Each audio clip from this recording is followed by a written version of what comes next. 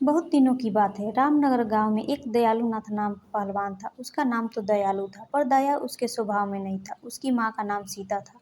उसने मेहनत मजदूरी करके दयालु नाथ को पाल पोस कर बड़ा किया था। वो बेटा जो कि 10 वर्ष बाद बड़े ही मन्नतों से पैदा हुआ था।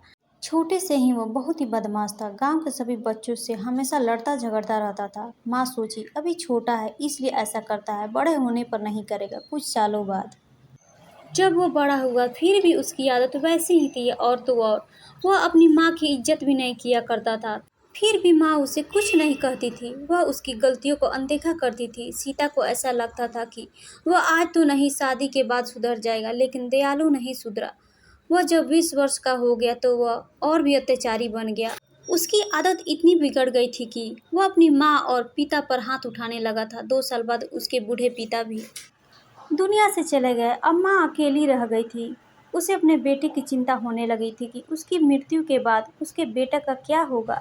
उसे खाना बनाकर कौन देगा। उसकी माँ ने सोचा कि इसकी शादी एक अच्छी लड़की से कर देंगे, दयालु का जीवन सफल हो जाएगा। उसका ध्यान अपने परिवार में लगा रहेगा तो वो गुस्सा भी नहीं करेगा।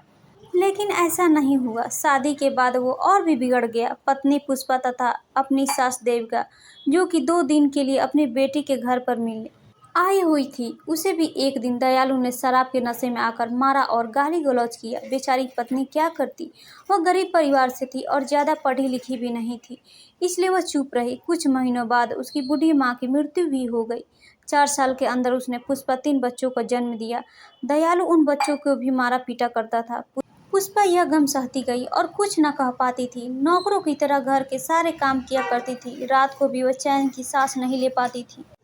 उसका पति शराब पीकर आता और मारा करता था। 10 साल तक वो बेचारी पुष्पा जैसे तैसे करके काम काज करती रही और अपने अत्याचारी पति की मार सहती रहती, ताकि उसके बच्चे पढ़ लिख कर अच्छे ऑफिसर बन जाए और वे उनकी माँ की तरह जीवन न जिए। भगवान की कृपा और पुष्पा की मेहनत रंग लाई।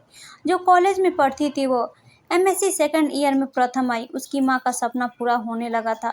उसे अपनी बेटी पर गर्व था कि यह एक दिन बड़ा मुकाम हासिल करेगी। अचानक एक रोज उसके पिता शराब के नशे में घर आए।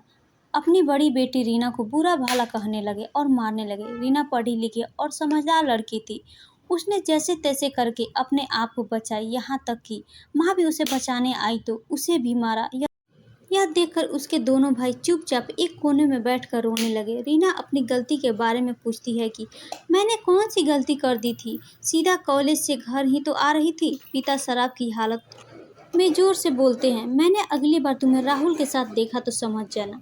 रीना मध्यम स्वर में, राहुल मेरे कक्षा में पढ़ता है और वह मेरा अच्छा मित्र है।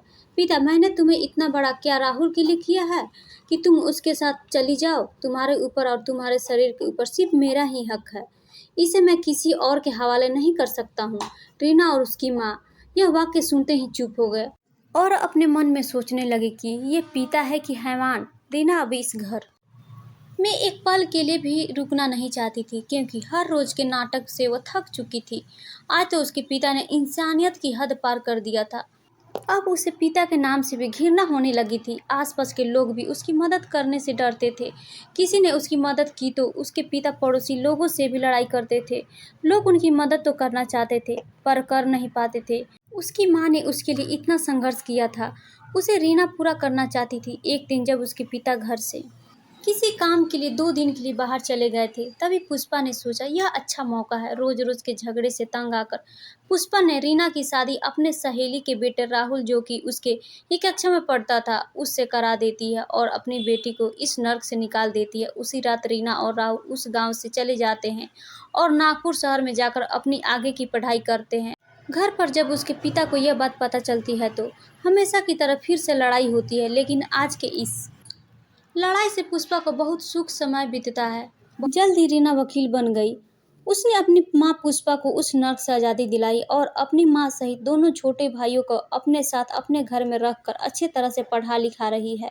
आज वे सब एक समान का जीवन व्यतीत कर रहे हैं। अतः पुष्पा का यह संघर्ष पूरा हुआ। उधर उसके पिता अब अकेले अपनी जिंदगी जी रहे हैं। कोई भी उन्हें खाने के लिए नहीं देता है। जैसे तैसे वह पापी अपना जीवन जी रहा है, या कह सकते हैं कि अपने कर्मों का सजा भुगत रहा है। इसलिए ऐसा कहा जाता है कि धरती पर स्वर्ग और नरक है, जो जैसा कर्म करेगा उससे वैसा ही भुगतना पड़ेगा। इसलिए सबके साथ अच्छा व्यवहार करना चाहिए, ताकि हमारे साथ भी लोग अच्छा व्यवहार करें। दोस्तों, उम्मीद करती हूँ आप सभी को कहानी अच्छी लगी होगी, और अच्छी लगी हो तो अपने राय जरूर शेयर करें दोस्तों। और हाँ, चैनल को लाइक, सब्सक्राइब और शेयर करना ना भूलें दोस्तों। फिर मिलते हैं नई कहानी के साथ। धन्यवाद दोस्तों, धन्यवाद।